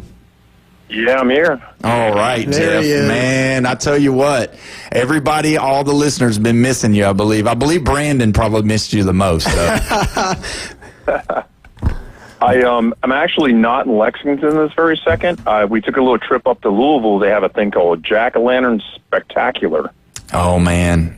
Well, don't get in any trouble up there in Louisville. There are some things that, Bobby Petrino used to work there. So that, there's some trouble to get into if Bobby Petrino used to be there. Didn't he fall off his bike in Arkansas? It was Arkansas, but I'm sure I'm sure he was riding bikes in Louisville, too. I'm sure there were some old habits that followed him to Arkansas. Yeah, Hugh Freeze had to go to Tallahassee to find his women. Oh, gosh, here we go. But we're glad you made it safely, and hopefully you're getting to see the best of the bluegrass up there in Kentucky. So, but let's look at it. When you look at this Alabama-Tennessee game, it's going to come down to a lot of things. It's going to come down to what team is going to show up for both teams. I mean, you got to be able to run the football.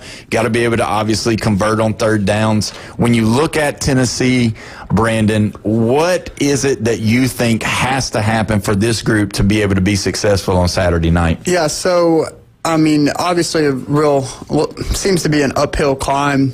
Vegas thinks it's an uphill climb. You guys play well in your stadium. Historically, we haven't, performed well, especially at, y'all's place. I don't think we beat you at home since 2003. So yeah. It's been a while. Streaks are meant to be broken, but for our chances to win this game, I think we have to run the ball well. I think we have to take possession. I think we need to keep your offense is extremely hot right now. Yeah. Ty Simpson is one of the nation leading quarterbacks being talked about the Heisman. We need to try to keep him off the field. We have a top 25 rushing offense. And fortunately for us, y'all's run defense ranks like 90th in the country. Yeah. So, if we're going to be successful, that's what I think we need to do is be able to run the ball, be able to control the clock. So what do you think, Jeff? Obviously I'm not asking you to pick yet, but what do you think about this game coming in? If you could say, a couple of things about what each team should be able to do or if they can do that'll propel them to the victory. Kind of don't like it when fans get all arrogant, but Brandon's almost acting a little too humble on this one. Because all they have to do is just play like the first half they played against Georgia and play like the third quarter that they had against Arkansas. And they will win this game. And I'm not saying they will win this game, but they have more than just flashes. They have full halves where they have come out and proven themselves. And I don't think it's out of I think if these two teams played 10 times easily, Alabama might win 6 of the 10, but that's how close this game could be.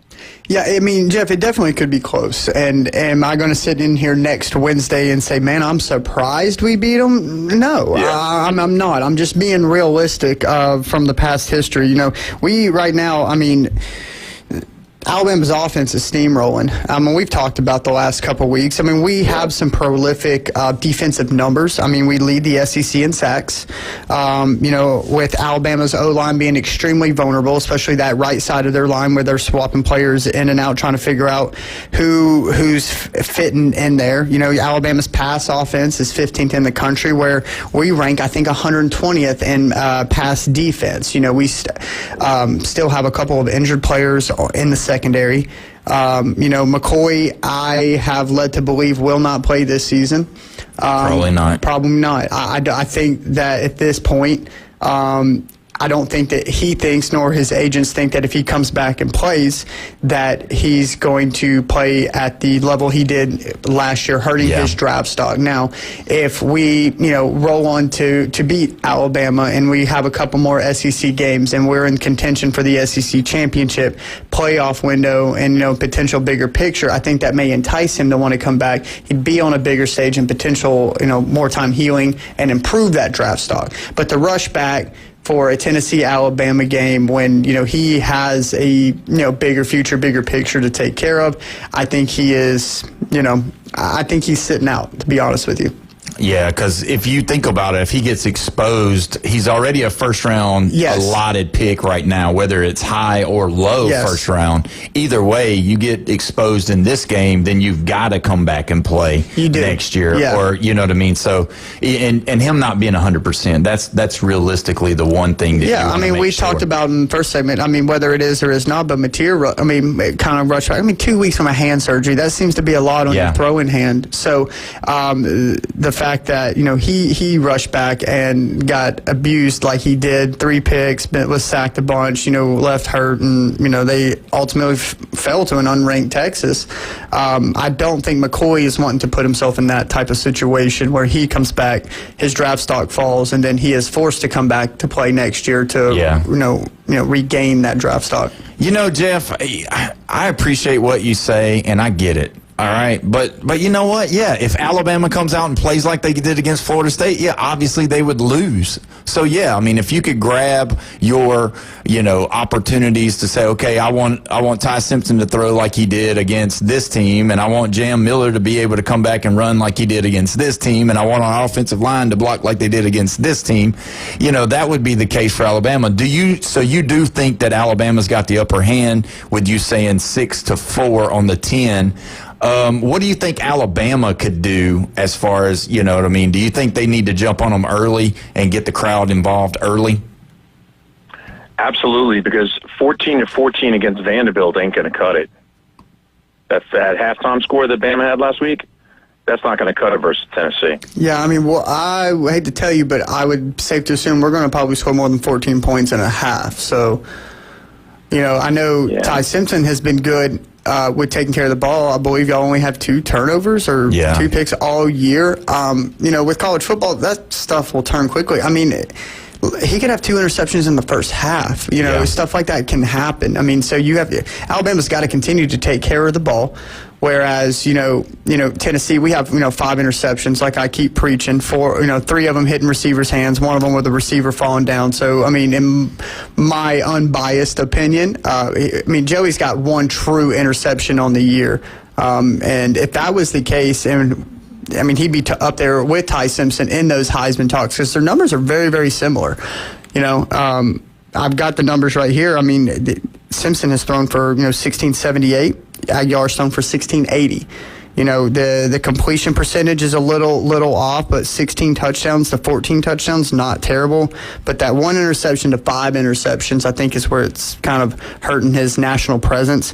But Simpson sacked 12 times this year. Aguilar's only been sacked 3. So when it comes to the porous offensive line, we just got our defensive line guys back. We are putting pressure. We lead the SEC with sacks. So if we're going to have a good chance in this, we need to get to Ty Simpson. We need to have a couple of sacks, and we need to run the ball efficiently. Yeah, and when you look at Joey Aguilar, we've dove in a lot and talked about him. I mean, we've given a big-time analyst on him. But if you look at it, this weekend, if he's going to have that moment, it's really probably got to come this weekend. As far as the Heisman, you're talking about being, even considered being a higher draft pick for next year, that kind of deal. If he goes, I think he can stay. I think does he got one more? I think technically he has 1 more year. Yeah, yes. So, you're looking for those moments. And then obviously Ty Simpson, if he can continue doing what he's been doing, and keep winning, and that's the big thing. When you look at this game, I think it's going to be a game that's going to be won in the trenches, and obviously who doesn't turn the ball over and who can tackle. Because really, when you talk about the run game, you got, if you can make tackles, your linebackers, the leading tacklers for Alabama's a linebacker, the leading tackler for Tennessee's a linebacker. We have the leading tackler in the SEC. He's got the most tackles. Aaron Carter, he flies on the field. And I think if everybody played with his effort, we would be, much better at defense. But, he holds it down on the defensive side and flies to the football. Yeah. So, Jeff, are you going to be able to stay for this whole segment and the rest of the show, or you got to go? Let me think about that. I could probably stay for the rest of the show. Okay, because I was going to go ahead and we were going to do some picks. We'll do half of the picks, and Brandon, I'll let you do Jeff's job this time, and we can hold the Alabama-Tennessee game for the last pick for the last deal. So either way, when you go through it, Jeff, he'll just tell you and he'll write it down for us both because your pen's behind your computer there. Let's see. There we go. So either way, but Jeff, are you having a good time? Are you eating some good food? Are you being nice to the locals? Yeah, and actually, they're they've been really, the hospitality is really good, and I had a great meal last night and had a good meal for lunch today.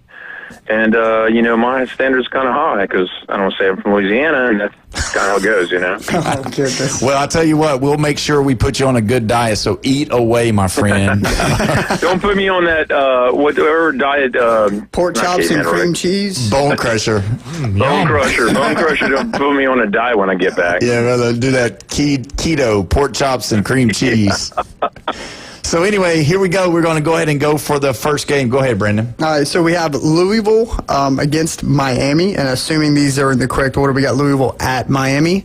I'm going to go ahead and take Miami. I think that they're rolling. I don't think that they're slipping right now, especially against Louisville. I think they're going to go to the ACC championship and more than likely probably win it.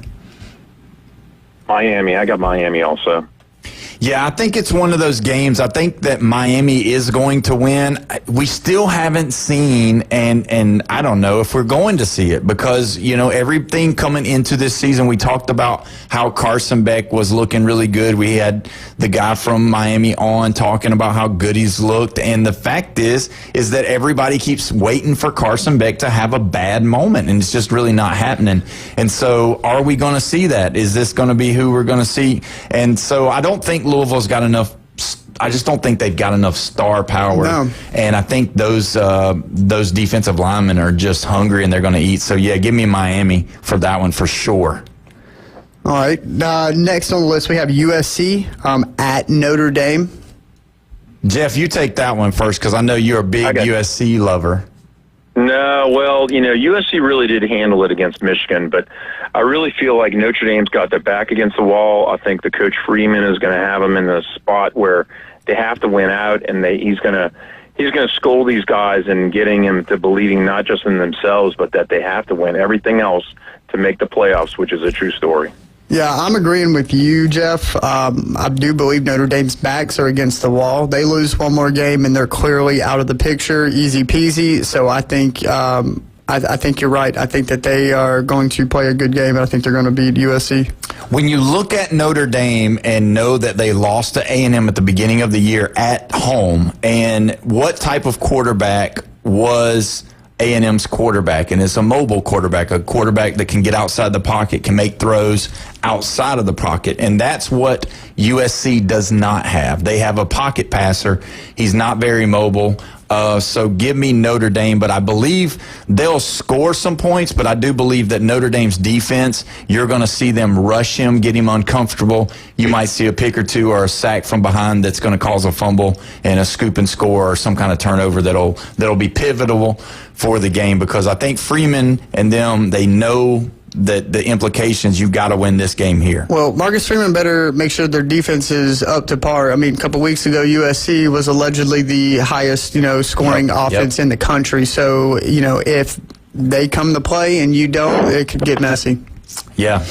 All right. All right. Next on here, we have Oklahoma at South Carolina. Ooh. Now, I think that Oklahoma is going to rebound from that Texas loss this past weekend.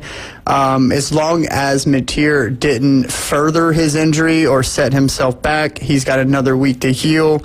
I believe that Oklahoma goes to South Carolina and handles business. South Carolina is not the team we all anticipated them being in the beginning of the season. I'm going to have to go with Oklahoma also, but I think that this game is going to be the closest game of the 10 we have to pick, to be honest with you. Really? I'm a little bit surprised that you didn't go the other way, though. Well, I mean, look, LSU handled South Carolina. It wasn't super convincing, but it was just enough to, have it where it doesn't come down to the last, drive. And it wasn't super impressive, to be honest with you. And South Carolina's played 3 hard teams, and their schedules have been so tough. And they're playing at home in Columbia, which, 2 years ago, we were talking about South Carolina being one of the best home teams around. Yeah, they just missed the playoffs. So, 2 years ago, they were really, really good. Well, no, last year they were the 4th team out, and they beat Clemson. And that was kind of crazy because a 9-3 team, South Carolina, all they were behind was Alabama, Ole Miss, and Miami, to be honest with you. Yeah, I wonder about that, though. When you look at this South Carolina team, when is it all going to come together? When is Lenore Sellers going to look like this guy that we all thought he was going to be whenever we first came into the season? What kind of quarterback has he been? He's just been mediocre. And you got a coach, I think his back's against the wall. I think they're not very happy. I think he's starting to get on that hot seat. I just don't know. Is he going to Virginia Tech, or is he going to stay? What, you know what I mean? So I don't really know.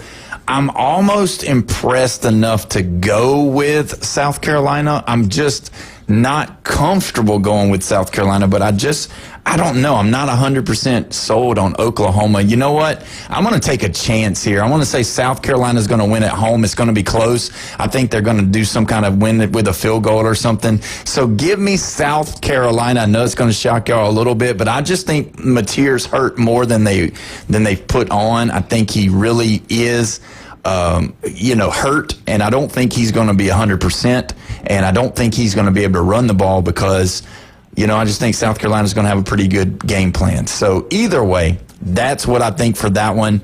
We're going to have to take our next break. We'll finish our picks when we get back. We're excited about that. Thanks for listening so much. You can go ahead and hit the music, Bill Crusher, instead of he said, keep talking.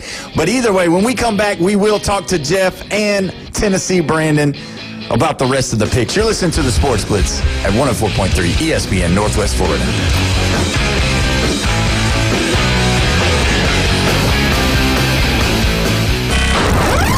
taking your hot takes, rants, and takedowns. Let's hear it on the Red 7T studio line. 850-215-6290. 104.3 ESPN Northwest Florida is your home for the NFL. Touchdown, Denver! We bring you the biggest games every Sunday, Monday, and Thursday night. Oh, he's got the first down! Plus, we'll broadcast more college football games than ever before. He did what? Live NFL and college football play here. Unbelievable! 104.3 ESPN Northwest Florida. Touchdown! PCB Hobby, the beach's premier hobby store for sports cards, comics, coins, and trading card games. PCB Hobby carries the largest selection of boxes and packs from the latest releases of brands like Topps, Panini, Leaf, and more. Looking for a specific player or team? PCB Hobby has a wide assortment of raw and graded cards. They carry parallel rookie, game used, and autographed cards in both modern and vintage. Have a collection you want to sell? We buy, sell, and trade. PCB Hobby on Back Beach Road, just east of Florida Linen. Call 850-320-8388. A world full of noise. One name cuts through it all. Amplify AI. We help HVAC, plumbing, and home service pros get found fast. More leads, more calls, more results. This ain't just marketing. It's AI-powered performance. Amplify AI. Hear the roar. Call Lee at 850-299-1269. Amplify AI. That bear ain't just for show. Your home for the NFL. ESPN Northwest Florida. On the next Thursday Night Football, Aaron Rodgers and the 4-1 Steelers are at the 2-4 Cincinnati Bengals. Rodgers on the move, directing traffic, throws! Touchdown! Thursday Night Football coverage starts at 6:30 from Paycor Stadium. Kickoff at 7:15 on your home for the NFL on the Gulf Coast. 104.3 ESPN Northwest Florida. If you build it, they will come. We're live from the CBC Construction Studios. Your put-downs, smack-downs, and shutdowns. That's the difference between a winning football team and a losing football team. It's a Trash Talk Thursday on the Sports Blitz with Paul Wilson. 104.3 ESPN Northwest Florida. Welcome back. You're listening to the Sports Blitz with Paul Wilson here at 104.3 ESPN Northwest Florida. Don't forget, you can call in, you can text in on the Red 7T's phone line, 850-215-6290. We got Jeffrey on the phone. We got Tennessee Brandon here, but we can't do it without our wonderful sponsors, AutoNation Ford in Panama City. If your vehicle needs to be serviced, take it to those guys. They will get everything working the proper way that it's supposed to. If you've got any kind of issues that you don't really know what's going on, don't take it to the shade tree mechanic. Take it to the professionals at AutoNation Ford in Panama City, right there on 15th Street, right past the railroad tracks. Brandon, Recommended Collision Center is an awesome, awesome place, and you know a little bit about it. Why don't you tell us a little bit? Yeah. So we are a collision repair facility, so also known as a body shop. We do paint and body work on your vehicle. From anything from a golf ball ding in your side from your kid playing out in the yard, or someone backing in to your mailbox, or something like that, or anything from the sun fade. We handle it all. Anything to do with the paint or the body of your vehicle. If some old parts are just looking like they're fading and you just want to get them replaced just to spruce your vehicle up, we do that. We do everything from the big stuff to the small stuff. So if you have any questions, come by and see us at 1329 Jinx Avenue, Panama City, Florida. You come ask for Brandon or Jake in the office. We'd be more than happy to take care of you. And mention the show, 104.3 ESPN. We will give you a discount, a complimentary diagnostic scans, something. We will take care of you for listening to this wonderful show. I appreciate that. We appreciate it. Now, back to the Pick'ems. What do we got next on the list? All right, Jeff, the big one. LSU has to travel to Nash Vegas. All right, baby. Now, how confident are you, and where is your pick there? LSU's going to win 8 points. That's how much we're going to win by. 8 points. So Vandy is favored by 2.5 points, and you're going to take. I know, what world do we live in where Vanderbilt is favored over LSU, who is ranked higher than Vandy, favored by 2.5. What do you think about that? Is that crazy for you? I mean, being a lifelong LSU fan, I'm being an Alabama fan. I've never seen anything like what we're seeing right now with Vanderbilt. Yeah. Well, I mean, last year they had those glimpses, and then this year I think a lot of people just thought it was just going to go back to normal, but it didn't go back to normal. Yeah, I'd be beside myself if Tennessee traveled to Vanderbilt and we were underdogs. Dude, what? Little brothers said what? So anyway, so Jeff, I take that you're taking LSU, correct? Absolutely. All right. I am going to go with my Tennessee brethrens at the old University of Vanderbilt. The way they played Alabama at Alabama, and I mean, you said it yourself, man, that was a really close game. They played them hard. I've seen LSU not score as many points. Nussmeier has not been the quarterback that everybody thought he was going to be. With this Vandy team being hot, they believe in themselves. I think there's a great possibility that they could take this game and win it. Wow. How does that make you feel, Jeff? Just a little bit what he said. Well, I mean, I think we lost to Vanderbilt in 1993. I believe that was the last time that Vanderbilt beat us. Yeah. I'm not too worried. I was a student there. That's the last time Vanderbilt beat LSU. I'm not kidding. I know. But this isn't your grandfather's Vanderbilt. I'll be telling you that right now. They're different. Pavia, he's got some spunk to him, man. He comes out and plays. Well, I'll tell you this, Jeffrey, and I know that, whatever history we've talked about, and, you said it and I've said it, but you know what? It is not your daddy's Vanderbilt. And so with that being said, give me Vandy to beat LSU at home in Nashville in front of the worldwide television audience that's going to say, I think Vanderbilt has just destroyed LSU's chances of going to the college football playoff. He said, now this is an 11 a.m. game. Those morning games can always be weird. I always feel like those morning games are more of a toss-up than the afternoons and evening games, just because there's not a lot of preparation leading into the game. You got to wake up at the crack of dawn and you start getting ready for these football games. Yeah. All right, so the next one we have Missouri at Auburn. Now, the Missouri team, like I said last week, scared the mess out of us. Obviously, they played really good. They were really, wanting to come into that. And I think Auburn's reeling. I think there's a problem in the Plains. I think they're blaming a lot on the referees. I understand that's part of it. But I do think Missouri goes into Auburn and gets the victory. Give me Missouri to beat Auburn. I got Missouri also. Yeah, after I probably watched the most of a Missouri game I've watched all year when they played you guys, they played you tough. I don't think Auburn is anywhere near y'all as far as Alabama. I think Missouri goes into Auburn and wins that one as well. All right, Jeffrey, we got Washington and Michigan. Where are you going with that one, buddy? This is a tough one for me. At first, I just went off right with Washington. Then I thought about Michigan, but I went back to Washington. I'm going to go with Washington on this one, even though they're playing in the big house. Yeah, I think it's going to be loud. I think it's going to be rambunctious. I think they'll get some things going, but I do believe Washington. Give me Washington. I think Washington's going to win that one. This one was a coin flip to me. I'm going to go with home field advantage, the big house, the 103, 4, 5,000 people. Michigan is still a blue chip program. They're still a staple program in this country. I don't believe they've completely fallen off the wagon yet. So give me Michigan over Washington this weekend. All right. Looks like we've got another big one here, Jeff. We've got Ole Miss at Georgia. Where are you at on this one? This is the biggest game of Lane Kiffin's career.